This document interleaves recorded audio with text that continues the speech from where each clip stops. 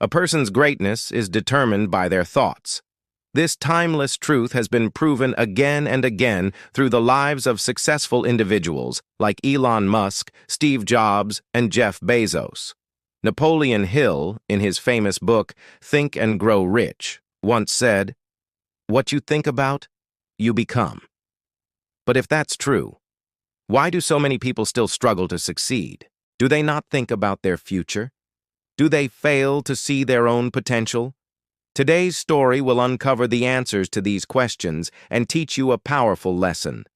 We'll also learn some new words to enhance our English skills.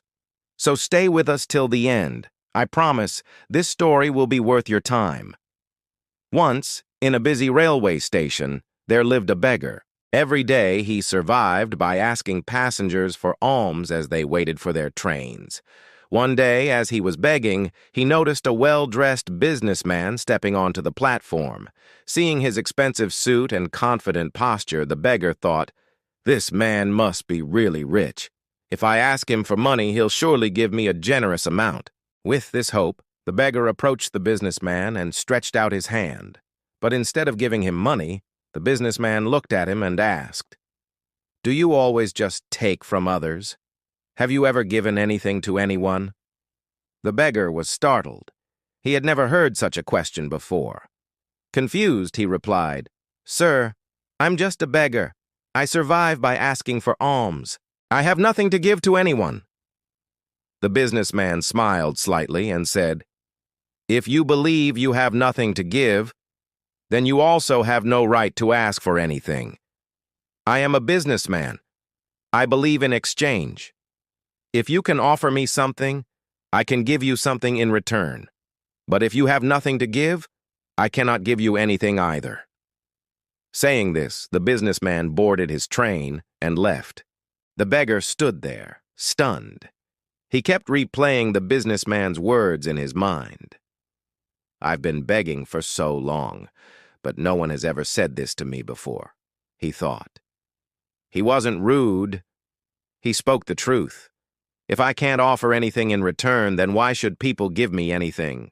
For the first time, the beggar realized that maybe this was why people never gave him much money, because he offered them nothing in return.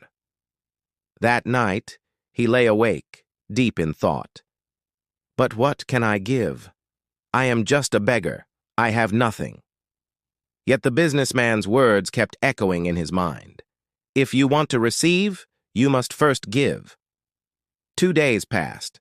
The beggar didn't ask anyone for money. He was too busy thinking. On the third day, while sitting at the station, he noticed a patch of wildflowers blooming near the tracks. Their vibrant colors caught his eye, and suddenly an idea struck him.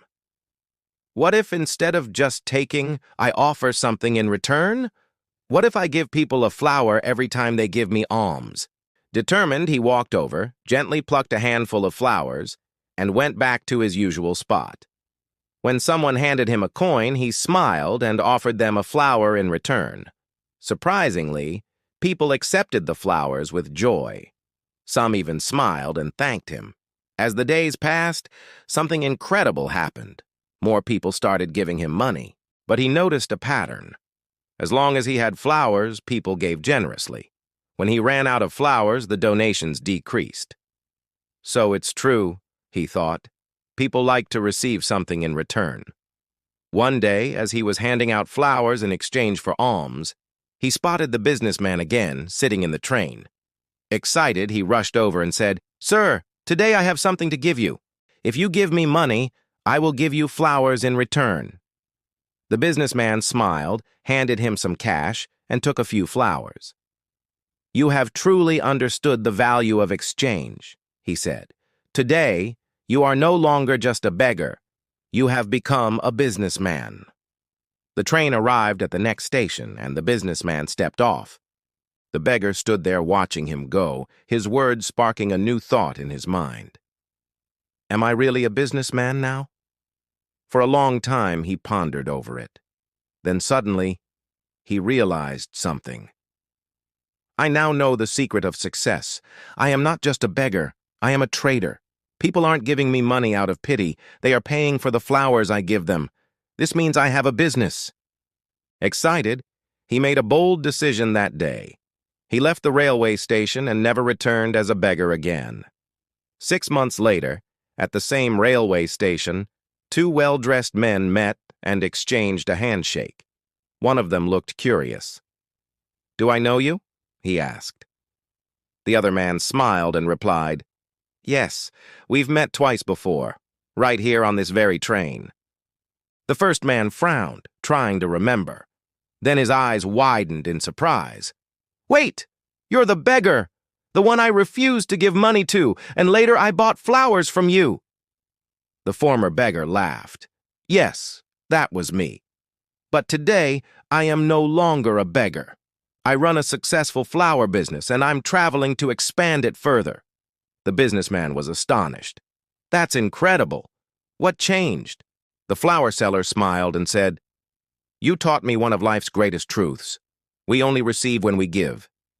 That day, I realized that I was never really a beggar. I was a businessman all along. I just had to see myself that way. The two men shook hands again, now as equals. Then they boarded their trains, heading toward their respective futures. Life is shaped by how we see ourselves.